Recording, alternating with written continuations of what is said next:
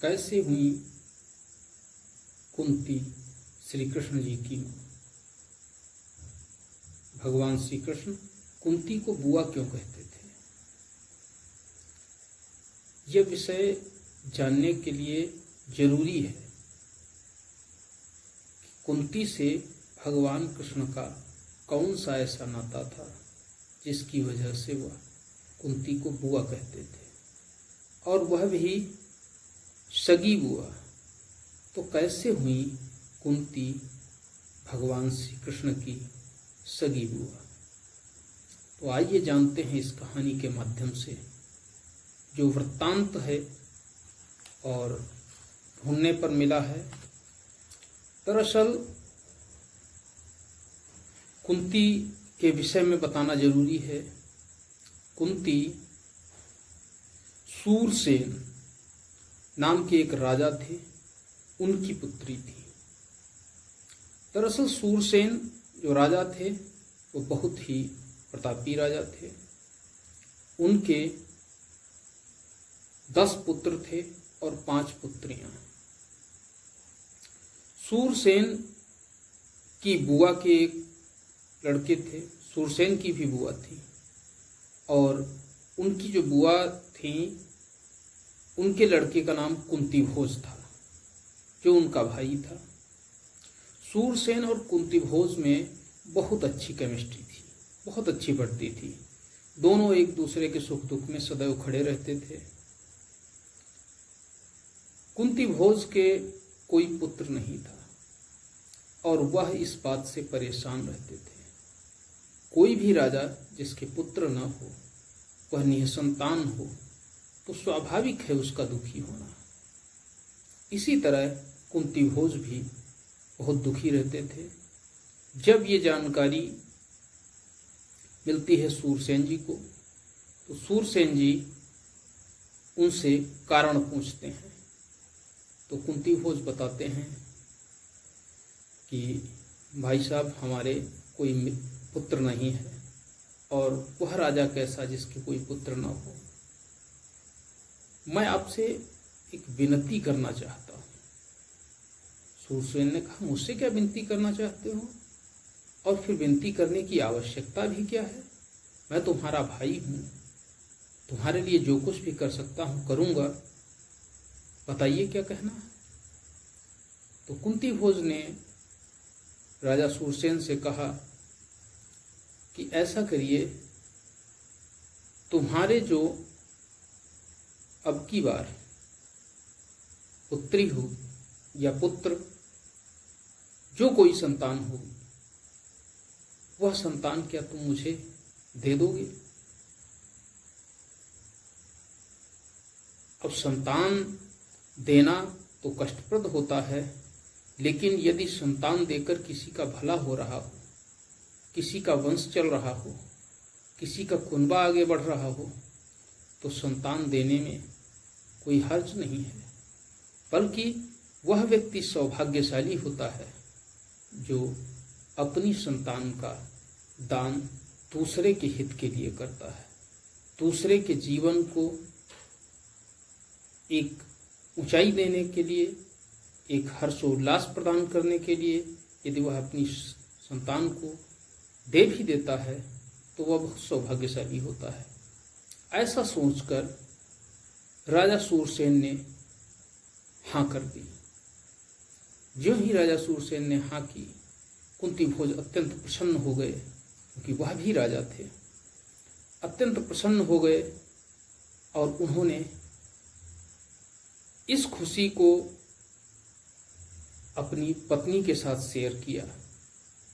पत्नी के भी कोई संतान नहीं थी, तो कुंती भोज की जो पत्नी थी रानी साहिबा, उन्होंने भी कहा कि ये तो हमारे लिए सौभाग्य की बात है कि मैं पुत्रवती होने वाली हूँ।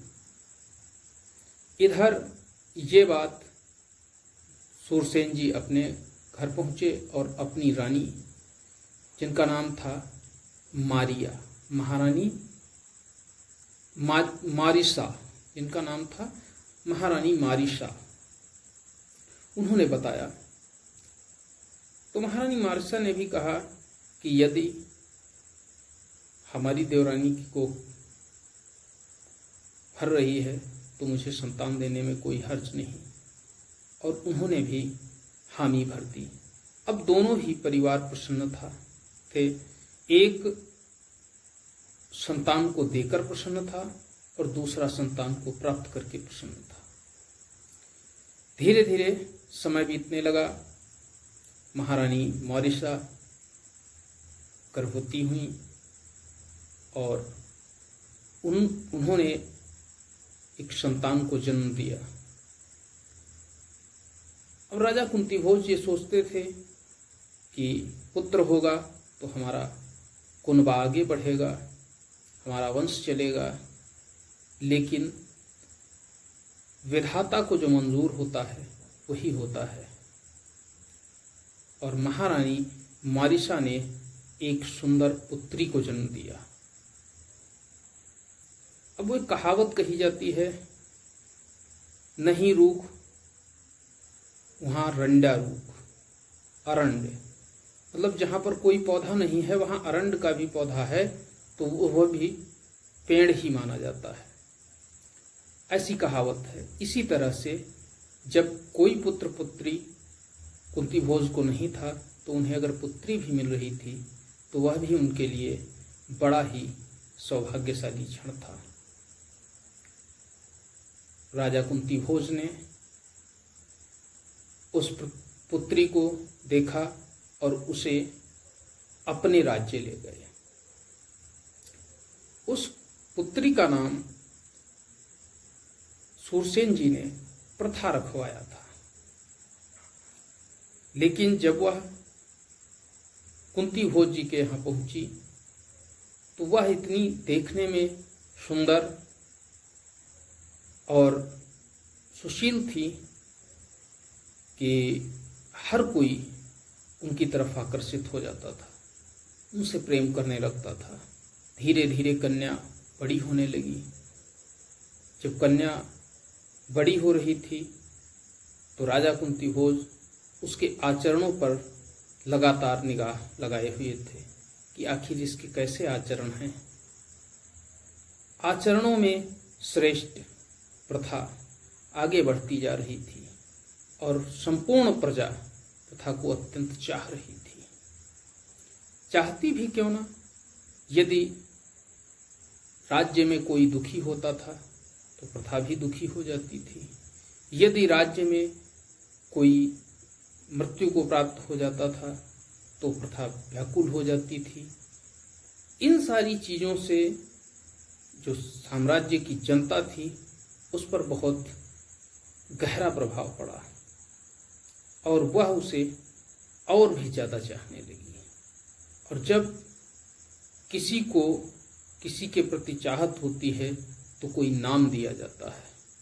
अब कुंतीभोज की पुत्री होने के कारण प्रथा को कुंती नाम दिया गया।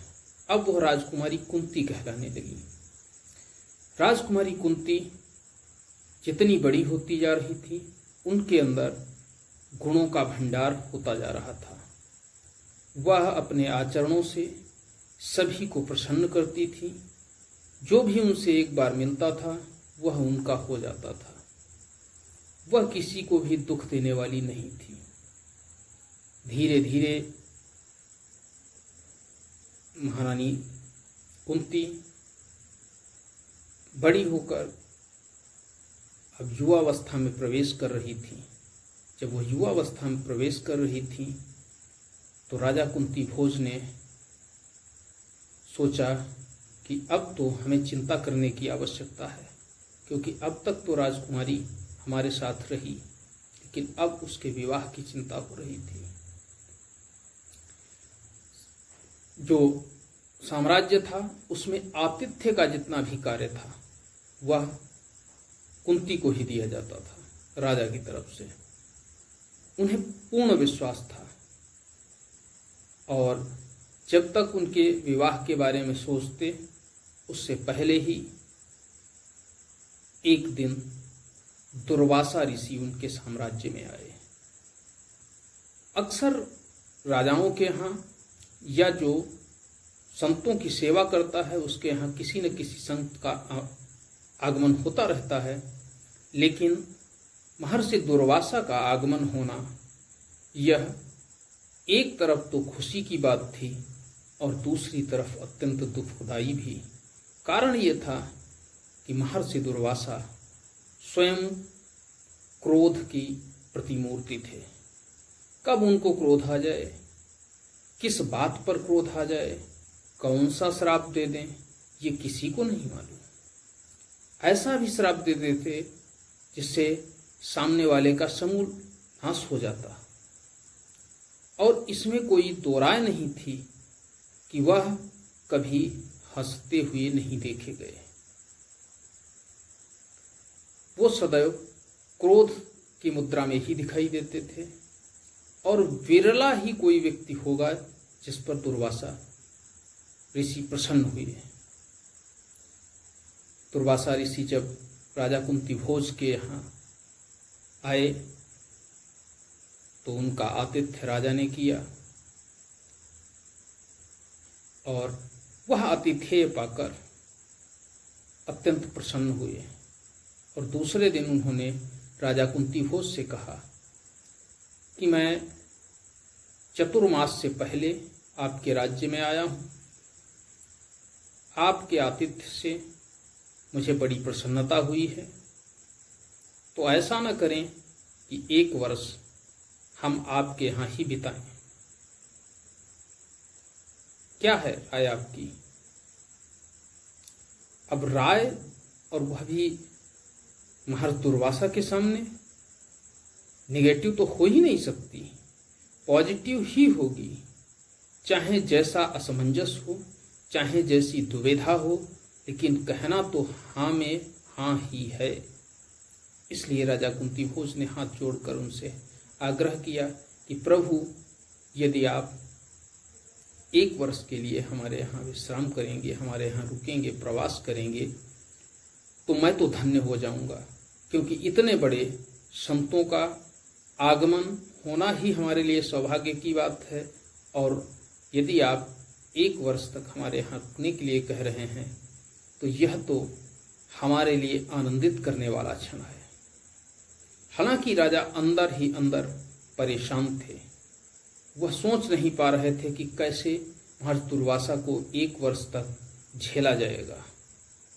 खैर, ऐसा कहने के बाद वह अपने राजमहल पहुंचे और राजमहल पहुंचकर बेटी कुंती को बुलवाया और कुंती के सर पर हाथ रखकर राजा भावुक हो गए। अश्रुधारा बहने लगी उनके नेत्रों से और उन्होंने कहा कि बेटा, हमारे यहाँ महर्षि दुर्वासा आए हुए हैं। महर्षि दुर्वासा का आना तो हमारे लिए बहुत अच्छा है। हम सौभाग्यशाली हैं कि वह हमारे यहाँ आए हैं और एक वर्ष तक रुकेंगे, लेकिन कष्ट इस बात का है कि उनका आतिथ्य कैसे किया जाए, और अगर उनके आतिथ्य में कोई दिक्कत हुई तो वह श्राप देने में किंचित मात्र का भी समय नहीं लगाएंगे। कुंती ने कहा कि आप परेशान क्यों हैं पिताजी, मैं ये जिम्मेदारी उठाने के लिए तैयार हूँ और मैं आपको विश्वास दिलाती हूँ कि आपका सर्व गर्व से ऊंचा होगा। वह जैसा चाहेंगे हम वैसा ही करेंगे। लेकिन राजा अभी भी आश्वस्त नहीं थे और उन्होंने कुंती से कहा, बेटा, एक बात का ध्यान रखना, महर्षि दुर्वासा सिर्फ क्रोधी ही नहीं है, वो क्रोध की प्रतिमूर्ति हैं। किसी भी क्षण उन्हें क्रोध आ सकता है और कौन सा श्राप दे देंगे ये कोई नहीं जानता। देवता, गंधर्व, यक्ष, किन्नर, पिशाच, राक्षस सभी उनसे भय खाते हैं। कोई भी उनके पास ज़्यादा समय तक रुकना नहीं चाहता। ऐसी स्थिति में बहुत ही फूंक फूंक कर कदम रखने होंगे आपको। कुंती ने कहा, पिताजी आप चिंता न करें, मैं हर समस्या से निकलने का हर संभव प्रयास करूंगी और आपको विश्वास दिलाती हूँ कि आपके सम्मान में कहीं ठेस नहीं पहुँचेगी, आप अवश्य प्रसन्न होंगे। ऐसी स्थितियों से कुंती जूझती थी, लेकिन दुर्वासा जी वहाँ पहुँचे ही इसलिए थे कि कुंती को जो उनके जीवन में आने वाले कष्ट हैं उनके लिए पहले से ही तैयार कर दिया जाए। वहाँ दुर्वासा के सामने जब कुंती भोज जी पहुँचे तो उन्होंने कहा, प्रभु ये एकमात्र हमारी कन्या है, बहुत ही लाडली है, अभी बालक है, इससे अगर कोई गलती हो जाए तो क्षमा कर देना। उन्होंने सहमति में सर हिलाया। 1 वर्ष तक दुर्वासा जी रहे और वह प्रतिदिन कभी सुबह के टाइम गर्म भोजन की मांग कर दें, कभी शाम के टाइम, कभी भोजन बनवाने के लिए कह जाएं, चले जाएं, पूरा दिन ना आए, किसी दिन रात्रि के समय निकल जाएं, एक दिन हो जाए ना आए, जब आए तुरंत उनको ताज़ा भोजन चाहिए था। खैर कुंती ने पूरी लगन के साथ आलस्य न दिखाते हुए महर्षि दुर्वासा की सेवा की और महर्षि दुर्वासा प्रसन्न हुए। उन्होंने कुंती से कहा, बेटी अब मैं प्रस्थान करना चाहता हूँ, तुम्हारी सेवा से मैं प्रसन्न हुआ हूँ, तुम कोई वर मांग सकती हो। कुंती ने महर्षि दुर्वासा से कहा कि आप मेरी सेवा से प्रसन्न हुए और आप प्रसन्न हुए इसलिए मेरे पिताश्री प्रसन्न हैं, मेरे लिए इससे बड़ा वरदान क्या हो सकता है। लेकिन त्रिलोकदर्शी ऋषि दुर्वासा ये जानते थे कि कुंती के जीवन में जो समस्याएं आने वाली हैं वो सामान्य नहीं हैं, असामान्य हैं, और जिनके साथ इनका विवाह होना है पांडु, वह संतान उत्पन्न करने में सक्षम नहीं है। अतः जाते समय उन्होंने कुंती को एक मंत्र दिया और उस मंत्र के बारे में उन्हें बताया और कहा कि इस मंत्र का जब भी तुम जाप करोगी और जिस देवता का आवाहन करोगी वह देवता तुम्हारे पास आएगा और तुम्हें संतान देगा। कुंती की वह उम्र नहीं थी कि वो जानती कि इसका मतलब क्या था। समय बदला और कुंती उसका परीक्षण करना चाहती थी। खैर तुरंत तो नहीं, उनके अंदर बहुत ज़्यादा उत्सुकता थी, लेकिन फिर भी समय गुजरता गया। ये जो कुंती थी, कुंती भोज की पुत्री और सूरसेन जी की पुत्री, इनके एक भाई थे जो 10 पुत्र थे सूरसेन जी के। उन 10 पुत्रों में सबसे बड़े वसुदेव थे और वसुदेव ही भगवान श्री कृष्ण के पिता थे। अब वसुदेव और कुंती जब सगे भाई बहन हैं तो स्वाभाविक है प्रभु श्री कृष्ण की सगी बुआ कुंती हुई। इसीलिए उन्हें कुंती से ज्यादा अनुराग था। पांडवों में धर्म परायणता थी और वह पांडवों के साथ थे। ऐसा नहीं कि वह उनकी बुआ के लड़के थे इस वजह से उनके साथ थे, ऐसा नहीं था। पांडव धर्म परायण थे इसलिए उनके साथ थे। दोस्तों, आज आपको यह बता दिया गया कि कुंती के पास वो ब्रह्मास्त्र आ चुका था जिससे उन्हें पुत्र रत्न की प्राप्ति हो सकती थी। अगले एपिसोड में हम आपको बताएंगे कि उन्होंने कैसे उस महामंत्र का नादानी में प्रयोग किया और उससे क्या हुआ। नमस्कार।